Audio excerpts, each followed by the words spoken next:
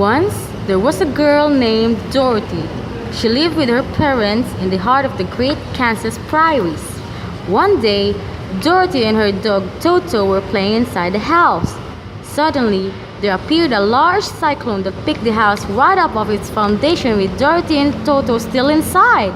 It carried them high into the sky. After several days, the house landed with a crash. Dorothy walked to the door and much to her surprise, she was in a strange land. Standing before her was a crowd of little people. They were colorfully dressed. The little people seemed very happy to see Dorothy, who now spoke to their leader. I'm the Munchkin Mayor. We'd like to thank you for killing the wicked witch. What do you mean? I haven't killed anyone. The mayor pointed to the corner of the house, and there, sticking out from under the large beam, were 2 feet in red shoes. Your house landed on top of the witch. The Munchkins explained that they had been the witch's slave for many years. Today, however, Dorothy had rid them of the witch, and they were at last set free from her evil spell. Then the leader presented Dorothy with the red shoes that the wicked witch was wearing. These shoes are yours now. I'm not sure, but I've heard they're magic. Dorothy thanked him and put the shoes on. They fit her perfectly. Then she asked the crowd if they knew how she could get back to Kansas. Since no one had ever heard of Kansas, they could not answer her question. But the Munchkin Mayor had a wonderful idea. Either of us could help. He told Dorothy of the great wizard who lived in the city of Emeralds and how he performed magic with his great powers. When Dorothy asked how she could find the city of Emeralds, the Munchkin Mayor answered by telling her to Follow, follow, follow. Follow the yellow brick road. The crowd led Dorothy to the road paved with yellow bricks. She turned to wave goodbye and skipped happily down the road, carrying Toto in her arms. After she had traveled for several miles, Dorothy stopped to rest. Next to the cornfield and not far away was a scarecrow. It had been placed on a pole to frighten away the birds. At that moment, Dorothy heard a voice. Hello? Dorothy was surprised and turned towards the scarecrow. Did you speak? Yes. How do you do? They introduced themselves, and the scarecrow explained that he had been stuffed with straw and had no brains and wished for some. Dorothy told him of the wizard and invited him to join her and Toto. The scarecrow accepted, and they were off together down the yellow brick road. Soon they came to a patch of trees, and as they walked by, they heard a noise. In the middle of the trees was a man made of tin. He stood motionless with an axe in his hand. Dorothy walked up to him and looked closely at his face. Did you say something? Yes, please. Bring me some oil. Dorothy found some oil and oiled the Tin Man from head to toe. When he was able to move, the Tin Man down and thanked her.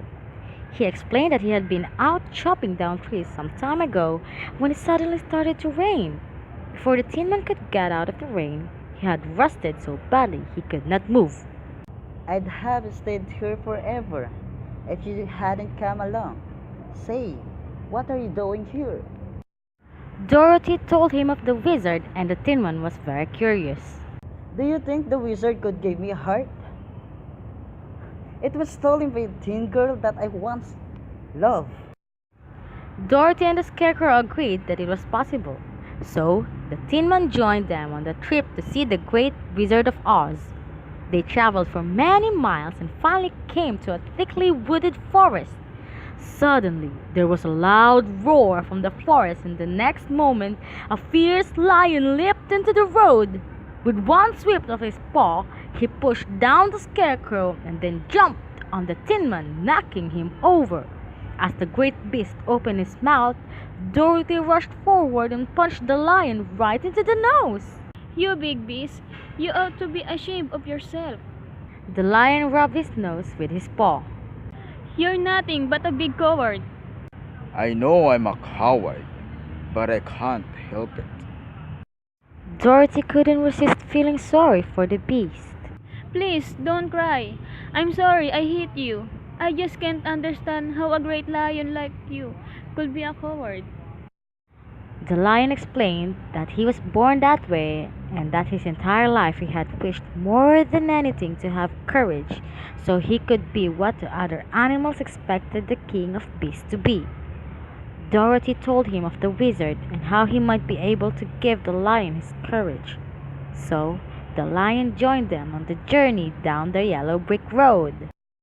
Oh, we're off to see the wizard, the wonderful Wizard of Oz.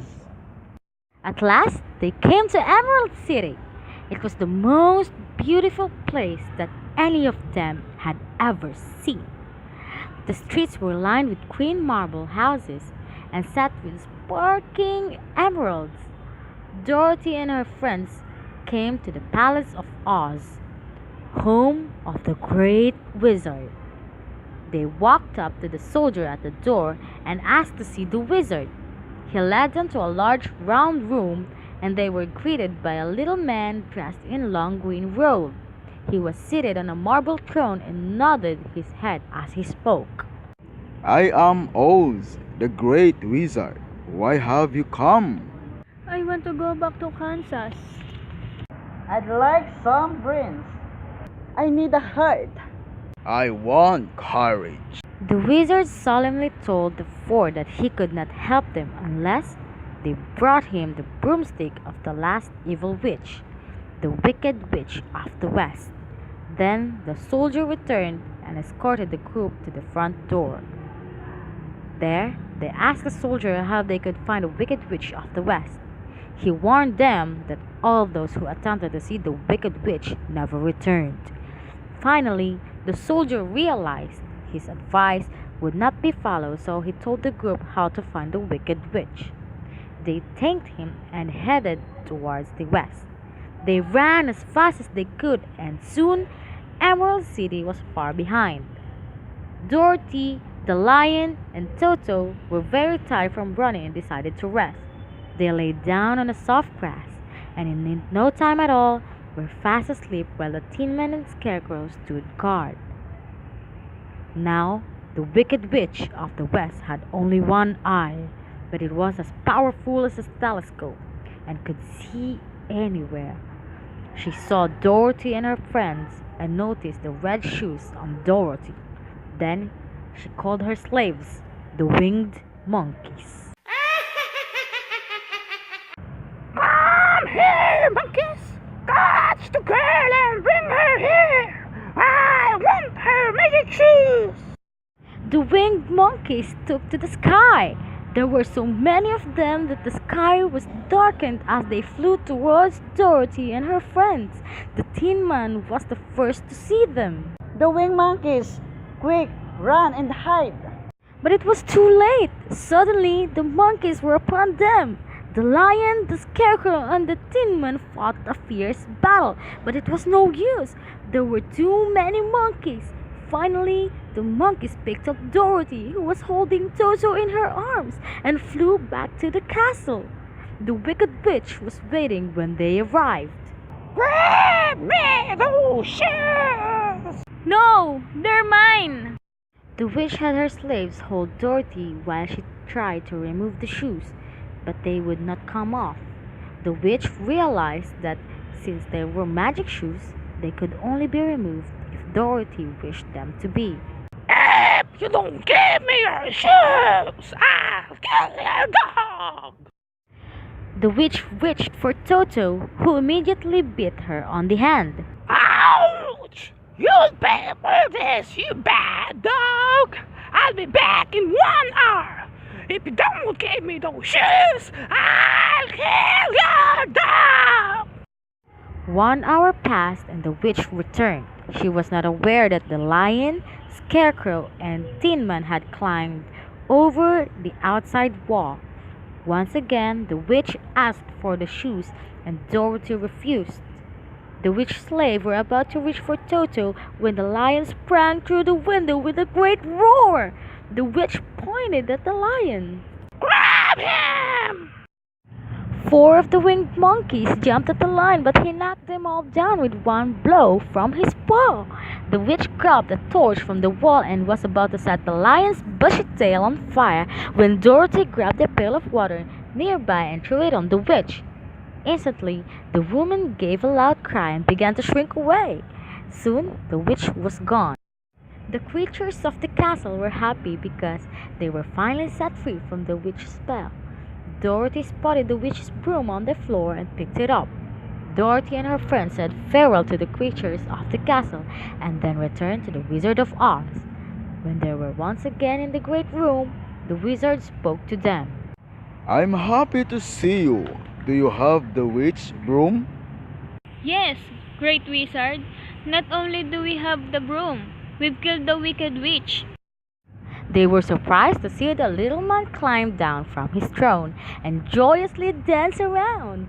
The news of the wicked witch's death quickly spread throughout the Emerald City, and there was a great merriment and rejoicing. The wizard called Dorothy and her friends in to grant their wishes. First, he took the scarecrow and filled his head with pins and needles. This will make you sharp. Next, he took a heart-shaped cloth from his bag and placed it inside the tin man. Now you have a heart. Then the wizard had the lion drink a saucer of sour-tasting green liquid. You were brave to drink that. It's what I call real courage. Finally came Dorothy's turn. Oz smiled as he spoke to her. You could have gone back home a long time ago if you knew the magic you had. What do you mean? Those race shoes will take you home. All you need to do is to click your heels together 3 times. Dorothy cried as she kissed her friends goodbye. Then she picked up Toto and clicked the heels of her shoes together 3 times. Take me back to Kansas. Quickly, Dorothy was back home. Dorothy was glad to be back with her parents, but realized that she would never be able to forget her wonderful adventures in the land of Oz.